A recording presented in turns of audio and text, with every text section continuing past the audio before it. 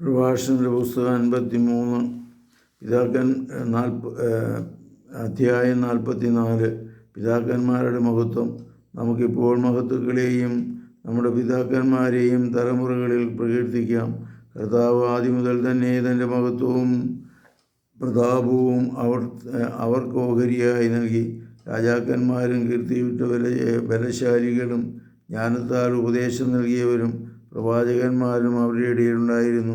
ആലോചനകളാലും നിയമ പരിജ്ഞാനത്താലും ജനത്തിന് നേതൃത്വം കൊടുത്തവരും വിവേകപൂർണമായ ഉപദേശം നൽകിയവരും ആ കൂട്ടത്തിലുണ്ടായിരുന്നു. ചിലർ സംഗീതജ്ഞന്മാരും കവികളുമായിരുന്നു. വിഭവസമൃദ്ധി ഉള്ളവരും സ്വവസതിയിൽ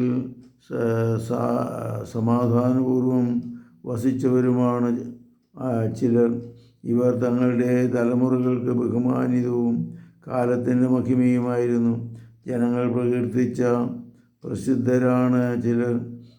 സ്മരണ അവശേഷിപ്പിക്കാതെ മാഞ്ഞുപോയവരുമുണ്ട്. ജീവിക്കുകയോ ജനിക്കുക പോലുമോ ചെയ്തിട്ടില്ലെന്ന് തോന്നുമാറ് അവർ മൺമറഞ്ഞു. അവരുടെ മക്കളും അങ്ങനെ തന്നെ. എന്നാൽ അവർ കാരുണ്യമുള്ളവരായിരുന്നു. അവരുടെ സത്പ്രവൃത്തികൾ വിസ്മയിക്കപ്പെട്ടിട്ടില്ല.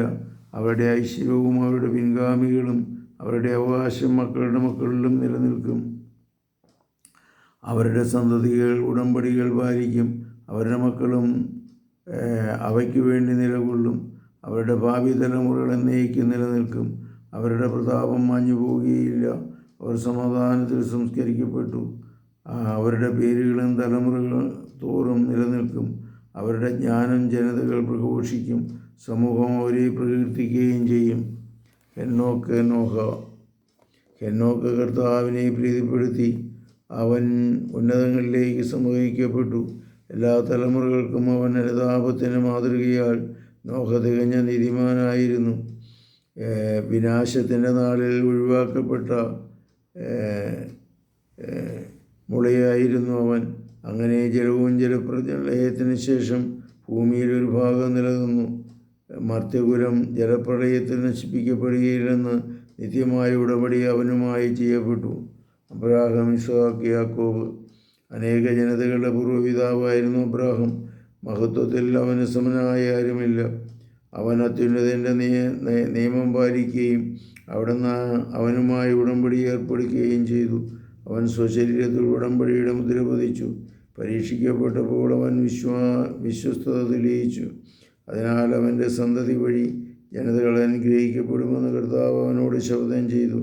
ഭൂമിയിലെ മണൽത്തിരി പോലെ അവനെ വർദ്ധിപ്പിക്കുമെന്നും അവൻ്റെ സന്തതി ആകാശത്തിലെ നക്ഷത്രങ്ങൾ പോലെ പെരുകുമെന്നും അവർ സമുദ്രം മുതൽ സമുദ്രം വരെയും മഹാനദി മുതൽ ഭൂമിയുടെ അതിർത്തി വരെയും അവകാശമാക്കുവാൻ ഇടവരുത്തുമെന്നും അവന് വാഗ്ദാനം ലഭിച്ചു. ഇസ്ഹാക്കിനും പിതാവിനും അബ്രാഹാം മൂലം അതേ വാഗ്ദാനം നൽകപ്പെട്ടു. എല്ലാ മനുഷ്യർക്കും വേണ്ടിയുള്ള അനുഗ്രഹവും ഉടമ്പടിയും യാക്കോബിൻ്റെ ശിരസിൽ അവിടുന്ന് വെച്ചു. അവിടുന്ന് അവനെ അംഗീകരിച്ച് പൈതൃകാവകാശം നൽകി. അവിടുന്ന് ഓഹരി നിശ്ചയിച്ച് അത് 12 ഗോത്രങ്ങൾക്കായി ഭാഗിച്ചു കൊടുത്തു. കർത്താവെ അനുഗ്രഹിക്കണമേ. പരിശുദ്ധ പരമദിവ്യകാരുണ്യത്തിന് നേരവും ആരാധനയും സ്തുതിയും പുകഴ്ചയും ഉണ്ടായിരിക്കട്ടെ. ശംശിയായിരിക്കും സ്തുതിയായിരിക്കട്ടെ.